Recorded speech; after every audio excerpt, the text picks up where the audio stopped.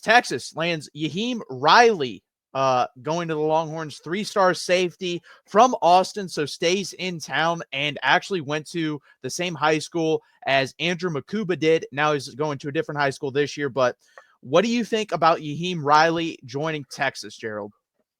Yeah, it was an interesting take on the surface. I was interested to see and get in his tape and watch. He's a little bit smaller than I think you typically see Texas take at a safety, right? Depending on the site, he's like either 5'11" or 6 foot, depending on which site you prefer. But like the things that jump out to me about him is one, highly productive defender, right?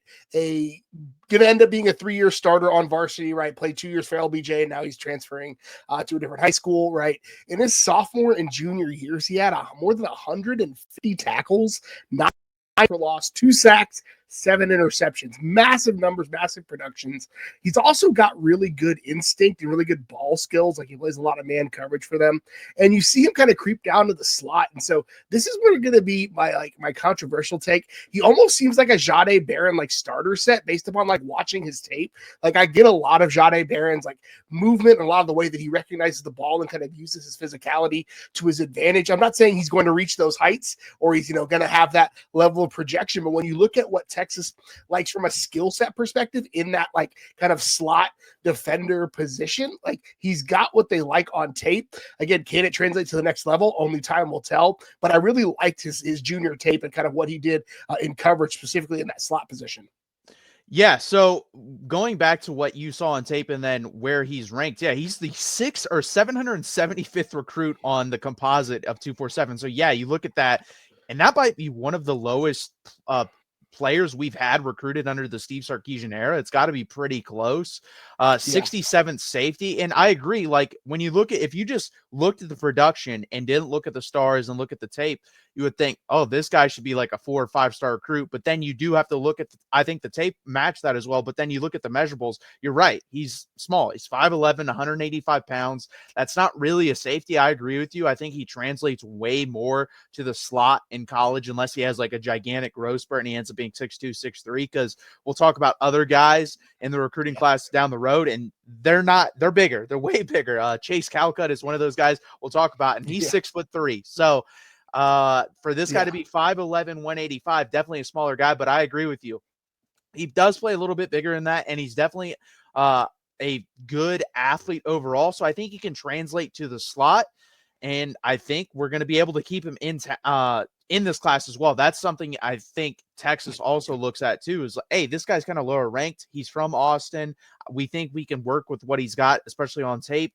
So I think this is a really good get for Texas. And we talk about versatility. There's a chance, he might be able to be a little bit more versatile than we think he can be, where we just kind of see him as a slot. Maybe he can play safety. Maybe he can play outside. We'll have to see, but I see a slot player, honestly. I agree with you.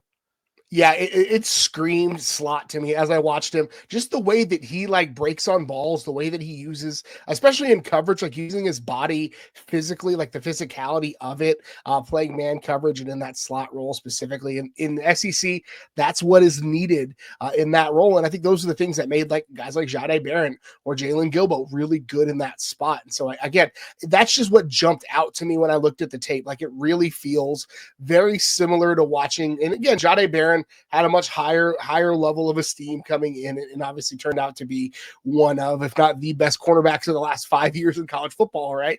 But ultimately, like that's the skill set I see from him.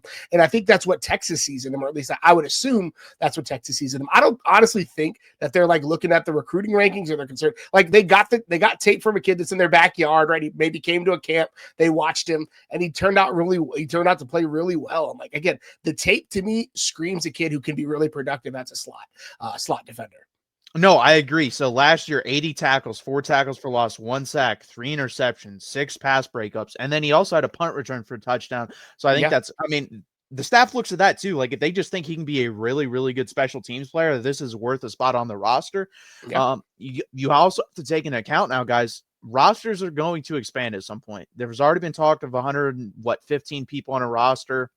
Yeah, basically, I think you're going to see that come down the pipeline at some point and become official. So you can actually kind of do what the NFL does, which they have guys specifically for special teams. Well, guess what? In college now, at some point, you're probably going to have the same thing. So maybe they just see him as a full-time special teams player. And I have nothing wrong with that either, because we struggled on special teams this year, and we could use like a Keelan Robinson or someone like that on special teams, a Keaton Crawford, who was phenomenal on special teams. So that'd be really awesome if we can get that. This guy also was offered by Ole Miss. Vandy wanted to visit. He was committed to Houston. So there were still some pretty good football programs looking at this guy as well. And I think you have to take that into account as well. Yeah, you look at the offer list, you look at where he's going to end up and where he's heading, and I think that again, I can't say this enough. I trust the coaches on the eval, right? I trust the coaches on the way that they're evaluating and looking at the tape. Again, and he's probably in for a little bit of a growth spurt, right? I think I put on another inch in college, right, after high school. So he might end up at a legit 6 foot or 6'1", again, depending on which site you're subscribed to. But again, I think Texas is and they're in a position where they can take some of these guys that have a lot of traits, but maybe need some more development, because they've recruited really well at safety over the last couple of classes. And they probably will recruit really well at it again in this cycle as well. Yeah, I mean, there's going to be more guys drafted. So Andrew McCuby getting drafted this time. Next year, if Derek Williams has a really good year, he could be getting drafted. Michael Taft could be getting drafted. So DBU kind of headed back the right way. And especially with Dwayne Aquina coming back as well. I mean, all these things help to where I agree. I think the secondary room can start to take off. It's already gotten a lot better in the last couple of years, but I could see it even hit another level. So I do like this kid. I think he's going to be a player for Texas down the road at some point. Obviously not a guy that I come in and expect to play right away in the slot. If he does that, then he has wildly exceeded expectations, but a guy in 2 years that definitely could do that. Absolutely. Again, I think Texas has a Swiss Army knife on their hands, and I'm excited to see where he ends up. I am as well.